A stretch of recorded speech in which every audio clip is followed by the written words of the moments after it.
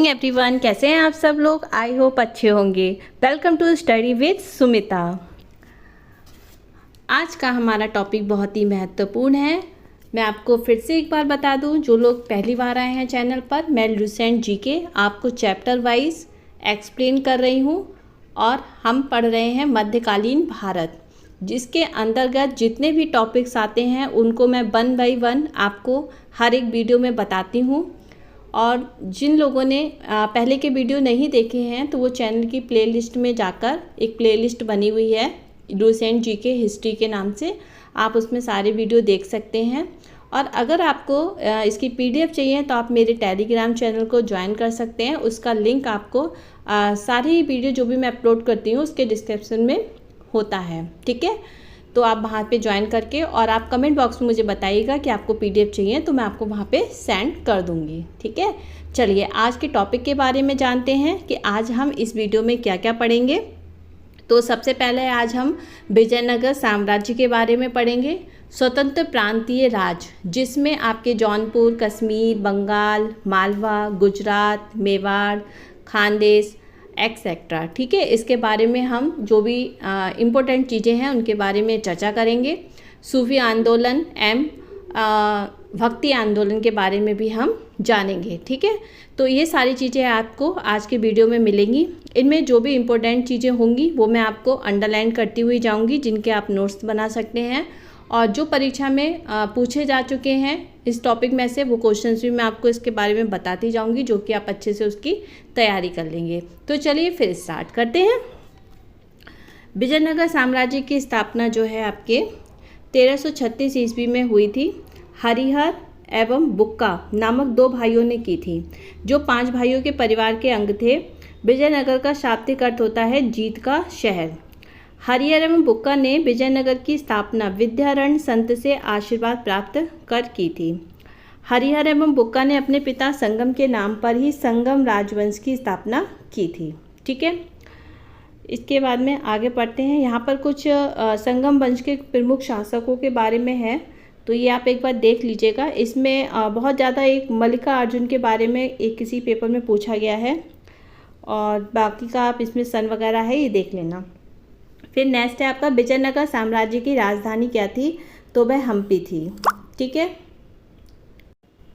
विजयनगर साम्राज्य के खंडहर तुंगभद्रा नदी पर स्थित हैं। इसकी राजभाषा क्या है, तेलुगु है, ठीक है। हम्पी के भग्नावशेष के कर्नल कार्लिंग मैकेंजी ने ईस्ट इंडिया कंपनी के ब्रिटिश अधिकारी द्वारा प्रकाश में लाया गया था। हरिहर एवं बुक्का पहले वारंगल के काकतीय शासक, यानी कि ये जो पूछा गया ना, ये वाला वंश पूछा गया है, काकतीय शासक प्रताप रुद्रदेव के सामंत थे। विजयनगर साम्राज्य पर क्रमशः निम्न वंशों ने शासन किया था, जिसमें आपके संगम, सलूप, तुलभ और अराविंडु वंश के थे। बुक्का वन ने वेदमार्ग और प्रतिष्ठा पद की उपाधि भी धारण की थी। यहाँ पर कुछ अष्टदिग्गज शामिल किए गए हैं, जिसमें कवि और उनकी रचनाएं दी गई हैं। अगर इन रचनाओं में बात करूं तो ज़्यादातर मनुचरितम तो पूछी गई है, ठीक है। मनुचरितम अलसनी पेदरन की है, तो इसमें मनुचरितम पेपर में आई है, ठीक है। और बाकी भी आप याद कर लीजिएगा। और तो मैंने ऐसा कुछ पेपर में नहीं देखी है, और जो देखी होगी, हाँ, ऐसा कुछ और पेपर में नहीं देखी, फिर भी आप एक बार इसको रिमाइंड कर लीजिएगा, ठीक है। चलिए आगे बढ़ते हैं। इटली का यात्री निकोलो कांटी विजयनगर की यात्रा पर देवराय प्रथम के शासनकाल में आया था। इसने दास प्रथा के बारे में विस्तृत वर्णन भी किया था, ठीक है। यहाँ पे तेलुगु के कुछ महाकाव्य दिए गए हैं, इनको आप याद कर लीजिएगा, ये इंपॉर्टेंट है, ये पेपर में पूछे भी गए हैं। देवराय प्रथम ने तुंगभद्रा नदी पर एक बांध बनवाया था, ताकि जल की कमी, ये याद रखिएगा, ठीक है। तुंगभद्रा नदी पर किसने बांध बनवाया था, क्वेश्चन में पूछा जा सकता है। तो ये देवराय प्रथम ने बनवाया था, ताकि जल की कमी दूर करने के लिए नगर में जो है नहरें ला सकें। सिंचाई के लिए उसने हरिद्रा नदी पर भी बांध बनवाया था, ठीक है। जंगम वंश का सबसे प्रतापी राजा कौन था, तो वह देवराय द्वितीय था। इसे इमाड़ी देवराय भी कहा जाता था, इस नाम से भी लोग इसको पुकारते थे।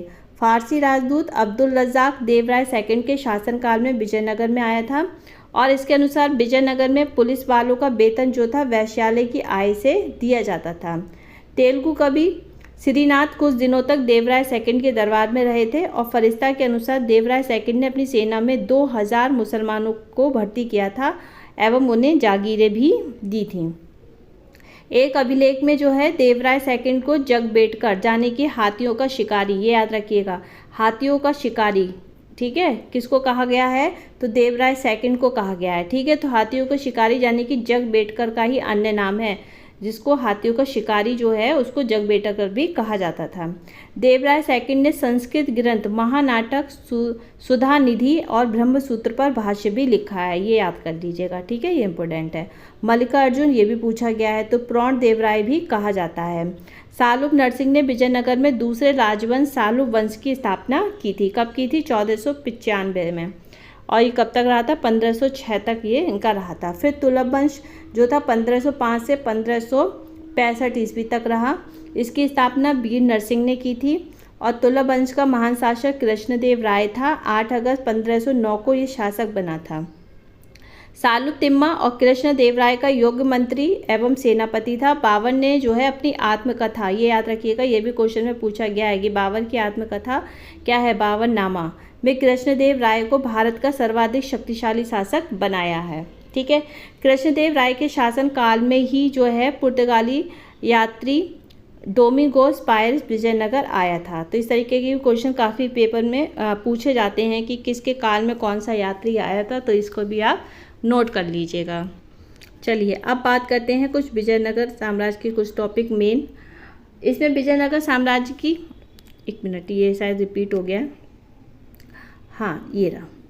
इटली का यात्री निकोलो कांटी विजयनगर की यात्रा पर देवराय प्रथम के शासनकाल में आया था। हाँ ये है। कृष्णदेव राय के दरबार में तेलुगु साहित्य के जो है 8 सर्वश्रेष्ठ कवि रहते थे। ठीक है, जिन्हें अष्टदिग्गज कहा जाता था। और अष्टदिग्गज तेलुगु कवियों में अलसनी, पेद्वन और सर्व प्रमुख था, जो कि संस्कृत एवं तेलुगु दोनों भाषाओं का विद्वान था। इसे तेलुगु कविता का पितामह और आंध्र कविता यानी कि पितामह की उपाधि भी प्राप्त थी। इसके शासनकाल को तेलुगु साहित्य का क्लासिकल युग भी कहा जाता है। कृष्णदेव राय ने तेलुगु में जो है अमुक्त मालयाद और संस्कृत में जाम्बती कल्याणम और उषा परिणय की भी रचना की थी। ठीक है, ये नोट कर लीजिएगा। विजयनगर साम्राज्य में नंदिनागढ़ी लिपि का प्रयोग होता था। नागुलपुर नामक नए नगर हजारा राम और विट्ठल स्वामी मंदिर का निर्माण जो है कृष्णदेव राय ने करवाया था। इसमें से ये याद रखिएगा कि विट्ठल स्वामी मंदिर का निर्माण किसने करवाया था, तो भाई कृष्णदेव राय ने करवाया था। इसके अस्ते बात करें तो कृष्णदेव राय इसके चिदम्बरम मंदिर और आपके अम्बारम में पार्वती का मंदिर, कांचीपुरम में बरदास मंदिर और एकम्बरनाथ मंदिर का निर्माण भी इन्होंने करवाया था। कृष्णदेव राय की मृत्यु जो है आपके 1529 में हो गई थी। कृष्णदेव राय ने आंध्र भोज, अभिनव भोज और आंध्र पितामह आदि उपाधि भी धारण की थी। ठीक है, तुगलक वंश का अंतिम शासक कौन रहा है, तो सदाशिव रहा था। राक्षसी, तड़ंगी और तलीकोटा बनीहट्टी का युद्ध 23 जनवरी 1565 में हुआ था और इसी युद्ध के कारण विजयनगर का पतन भी हुआ। विजयनगर के विरुद्ध बने दक्षिण राज्यों के संघ में शामिल था, जिसमें बीजापुर, अहमदनगर, गोलकुंडा एवं बीदर, ये संयुक्त मोर्चे जो थे इनका नेतृत्व अली आदिल शाह कर रहा था। ठीक है, तो इसमें ऐसा भी कुछ ज़्यादा इंपॉर्टेंट नहीं है, जहाँ जहाँ अंडरलाइन करा उसको नोट कर लीजिएगा। अब मेन चीज़ें आती हैं आपकी यहाँ से, स्वतंत्र प्रांतीय राज्य, ये आपका इम्पोर्टेंट है, इस टॉपिक से आपको क्वेश्चन मिलते हैं। सबसे पहले हम बात करते हैं जौनपुर की। तो जौनपुर की स्थापना जो है फिरोज शाह तुगलक ने अपने भाई जूना खां यानी कि मोहम्मद बिन तुगलक की स्मृति में की थी। जौनपुर में स्वतंत्र शर्की राजवंश की स्थापना मलिक सरवर यानी कि ख्वाजा जहान ने की थी।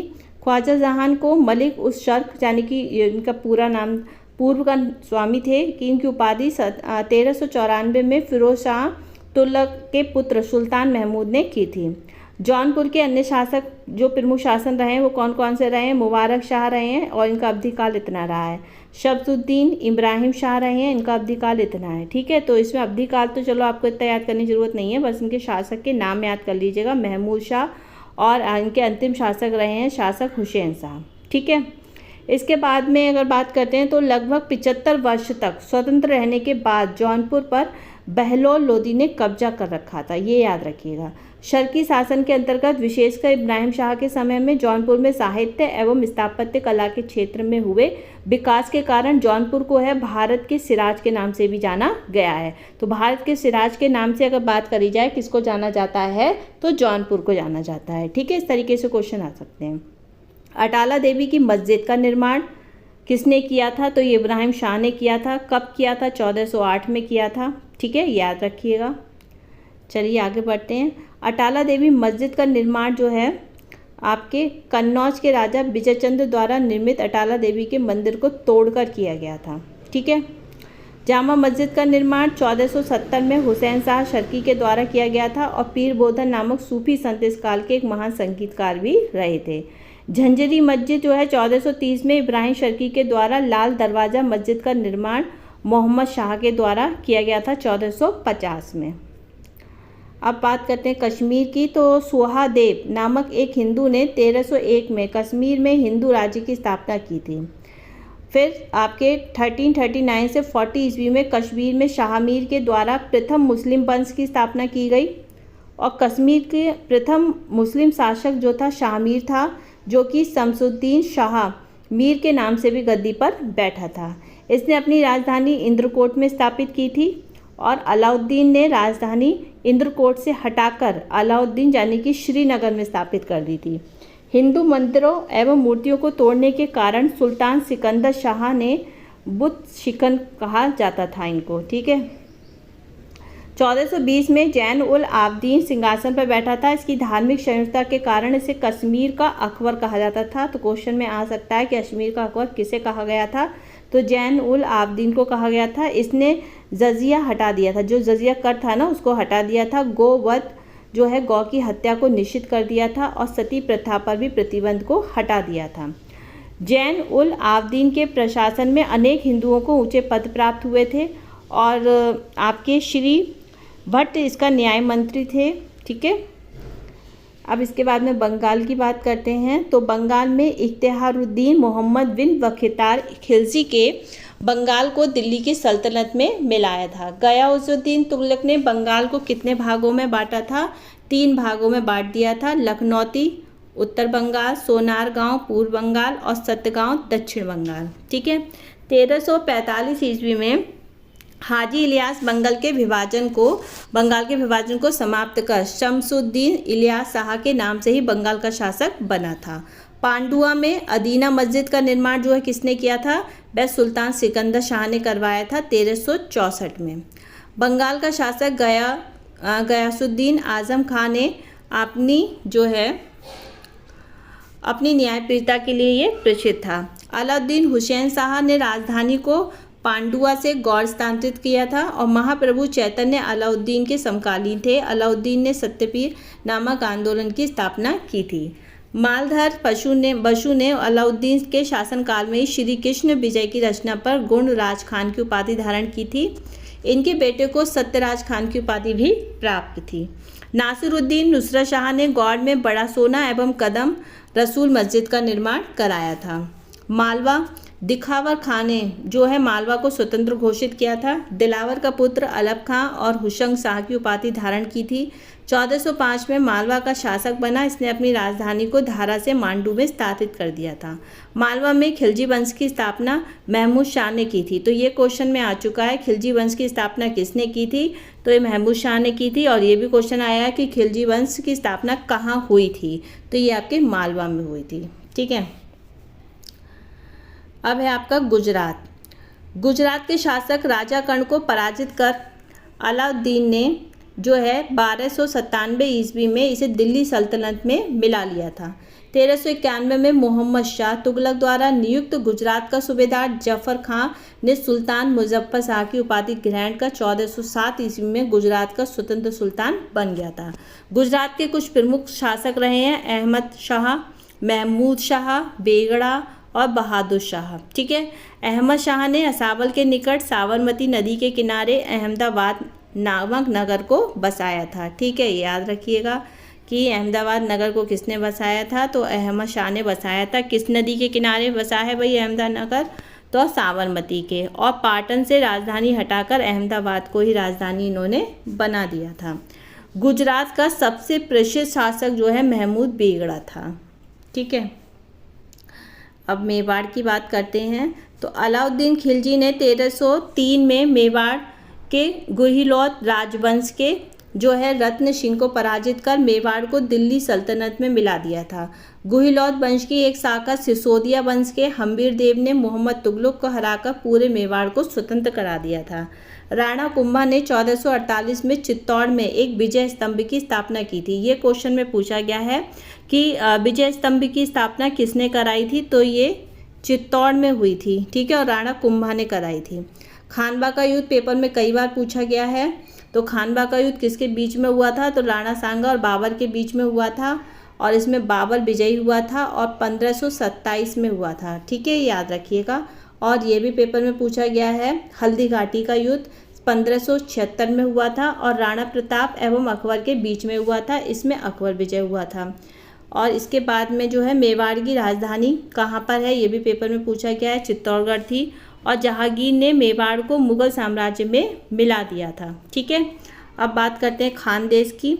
तो तुगलक वंश के पतन के समय फिरोज शाह तुगलक के सूबेदार मलिक अहमद राजा फारूकी ने नर्मदा एवं ताप्ती नदियों के बीच 1382 में खानदेश की स्थापना की थी। खानदेश की राजधानी जो थी बुरहानपुर थी और इसका सैनिक मुख्यालय असीरगढ़ था। 1601 में अकबर ने खानदेश को मुगल साम्राज्य में मिला दिया था।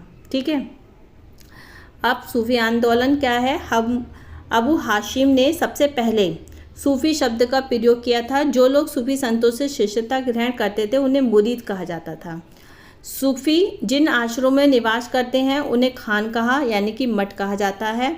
सूफियों के धर्म संघ वाशारा यानी कि इस्लामी सिद्धांत के समर्थक और वेशारा यानी कि इस्लामी सिद्धांत से बंधे नहीं हैं, उनमें विभाजित था। ठीक है, दो उसमें धर्म संघ में बटा हुआ था, वाशारा और वेसारा। भारत में चिश्ती एवं सोहरावर्दी सिलसिले की जड़ें काफ़ी गहरी थीं। ख्वाजा मोइनुद्दीन चिश्ती ने भारत में चिश्ती सिलसिला की शुरुआत जो है चिश्ती सिलसिला का मुख्य केंद्र कहाँ पे, अजमेर में है। चिश्ती सिलसिला के कुछ अन्य महत्वपूर्ण संत थे, एक तो निजामुद्दीन थे, औलिया बाबा फरीद वखितार काकी और शेख बुरहानुद्दीन गरीब। बाबा फरीद वखितार काकी के शिष्य थे। इसमें इम्पोर्टेंट ये है बाबा फरीद की रचना गुरु ग्रंथ साहिब में शामिल है। ठीक है, भक्ति आंदोलन, इस टॉपिक से क्वेश्चन क्या आता है, ये टॉपिक आपका इम्पोर्टेंट है। ठीक है, 6वीं शताब्दी में भक्ति आंदोलन की शुरुआत जो है तमिल क्षेत्र से हुई थी, जो कि कर्नाटक और महाराष्ट्र में फैल गई थी। ठीक है, भक्ति आंदोलन का विकास जो है 12 अलवार वैष्णव संतों और 63 नैनवार यानी कि शैव संतों ने किया था। ठीक है, शैव नैनार और वैष्णव अलवार जैनियों और बौद्धों के अपरिग्रह को स्वीकार कर ईश्वर के प्रति व्यक्तिगत भक्ति को ही मुक्ति का मार्ग बताते हैं। यहाँ पर अलवार शब्द का अर्थ है अंतर्ज्ञान रखने वाला, वह व्यक्ति जो ईश्वरीय चिंतन में पूर्णतया विलीन हो गया हो। अलवारों में एकमात्र महिला साध्वी थी अंडाल का नाम मिलता है, जिसके भक्ति गीतों में कृष्ण कथाएं अधिक मिलती हैं। शैव संत अप्पार ने पल्लव राजा महेंद्र वर्मन को शैव धर्म स्वीकार करवाया था और भक्ति कवि संतों को संत कहा जाता था और उनके 2 समूह थे। प्रथम समूह वैष्णव संत थे और जो महाराष्ट्र में लोकप्रिय थे।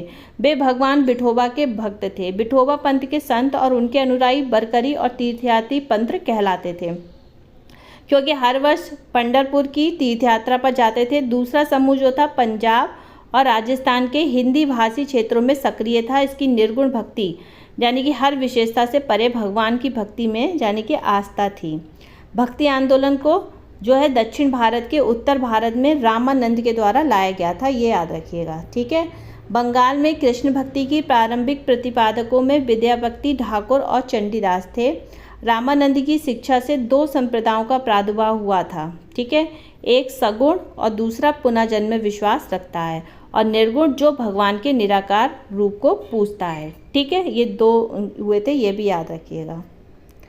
चलिए आगे बढ़ते हैं।